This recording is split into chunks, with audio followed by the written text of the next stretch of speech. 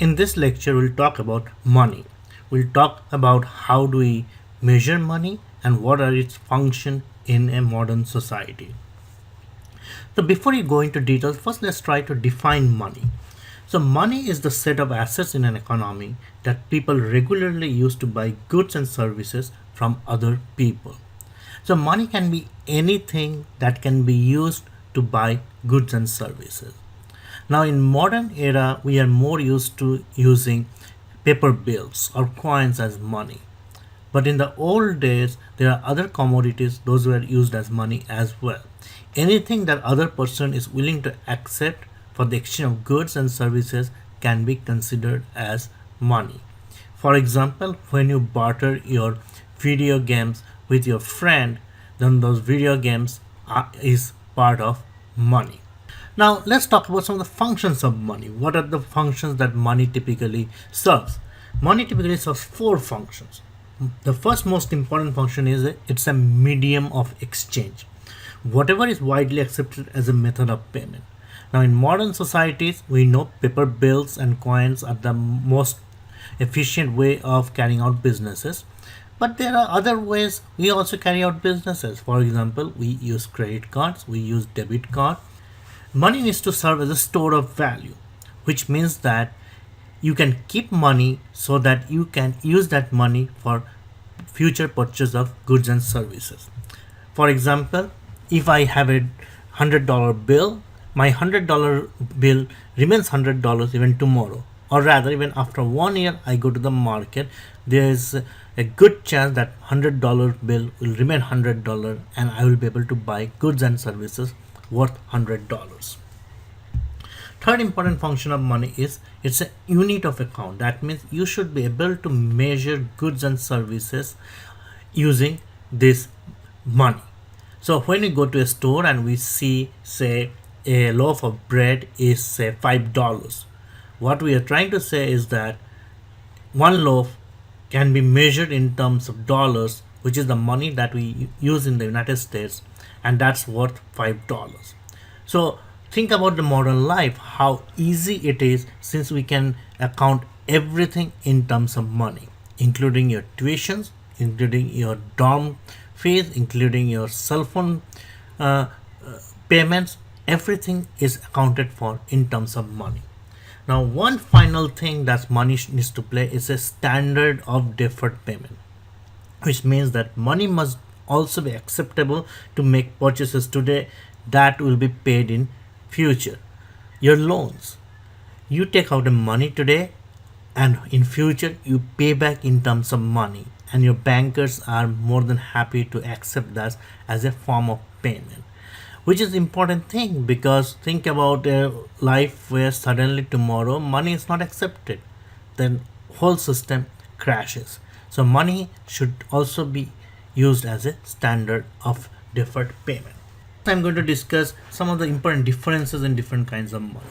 Now, historically, money always been a commodity money. That means an item that is used as money, but which also has value from its use as something other than money.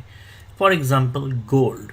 Gold always used as a money, but gold itself has its own value.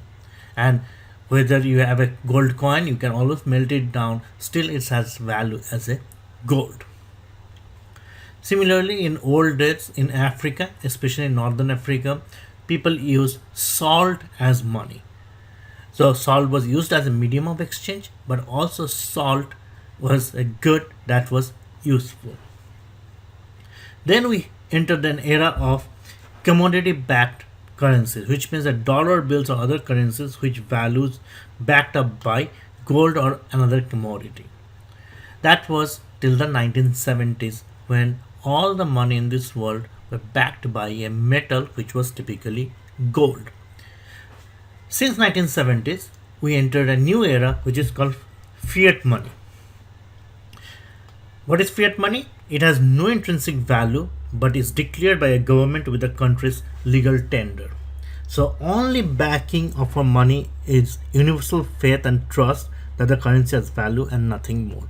So think about a dollar bill. It's nothing but a piece of paper which the United States government said is worth say $10, and we all believe it's worth $10. This is completely based on faith, and we believe in our system. And since our government has said that the dollar bills that's floated, those piece of paper, has value, that's why we believe that has value. And that's how the modern economies are run. In modern economies, all the money are fiat money. None of these monies are backed by any kind of metal or precious stones or jewelries or anything or any kind of commodity. Every money is a fiat money in the modern era. Now the important question arises, how do we measure money? Now there are two different measures of money in the US. First is the M1 money supply. That's a narrow definition of money supply that includes currency and checking account in banks, and to a lesser degree travelers checks. So M1 is equal to currency plus demand deposits plus travelers checks. So demand deposits is your checkable deposits. So when you have a checkable deposits, you can write a check against it. Those are called demand deposits. So M1 concept money is currency, demand deposits, and travelers checks. So all of them has played the role of money. So money is not only currency that's floating around in a country, money also includes all your bank deposits, all your travelers checks. Now obviously travelers checks are not used anymore, or not used frequently in the modern era as a because of the development of our debit cards and credit cards.